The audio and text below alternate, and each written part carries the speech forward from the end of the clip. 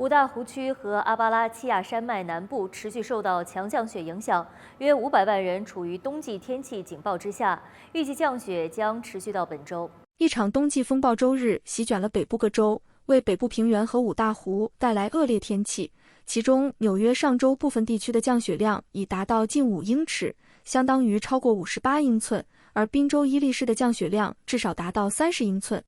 包括俄亥俄州克利夫兰和宾州伊利的湖泊效应降雪警告仍然生效，伊利湖顺风地区的降雪将至少持续到周三。